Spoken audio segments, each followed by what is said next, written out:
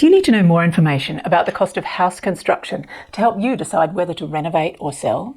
You might typically think of obtaining building cost advice from a builder, but did you know that's not the only option? You can also obtain independent cost advice on how much it costs to build your house plans and also simply your design ideas from a building cost estimator and also a quantity surveyor. In the Renovation Collaborative podcasts, I interview industry experts and find out the latest practical info to help you renovate smarter. In the first 4 episodes of this season, I'll focus in detail on house construction costs. In this episode, you'll find out what a building cost estimator does, what their services cost, and how they can add value to your next renovation or new build project. These are the key points from this episode. Wow, what a fantastic interview. I've been working with David from Total Estimating Services for years, but I learned so much behind the scenes info today about how a cost estimator works and how they can really add value. To conclude today, I just want to draw your attention to 3 really important points. We covered so much today, but these are probably the 3 that I think will add the most value. The first and most obvious point was the benefits of obtaining independent cost advice. It's impartial, it's obligation-free.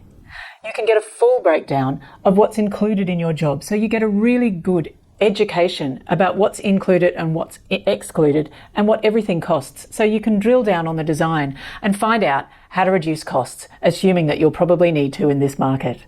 The second point was the importance of obtaining cost advice early in the design phase before you go too far, preferably at 2 points: at concept stage, just when you have rough floor plans, so you can get an idea whether to renovate or sell and work out if your project is even feasible.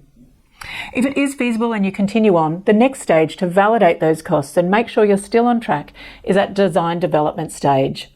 When you've got elevations, you've got floor plans, you've got a bit more information, but before you go to town planning approval and before you get too much detailed engineering input. Because if you need to make any changes, it's too expensive to go back after this point and have all that design redone.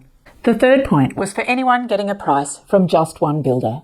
And it's the value of obtaining a cost estimate at tender stage to really find out what's included and excluded in your builder's price, to get a really thorough education of what's in there in case your builder only gives you a bottom line without much breakdown. If you decide to go this way, this should be a very open process with your builder, and you should let him know what you are thinking of doing, so that therefore when you get the estimate back, you're able to compare and talk about this estimate with your builder.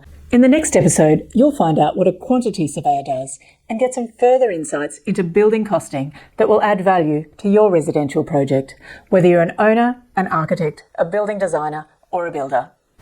Want more information?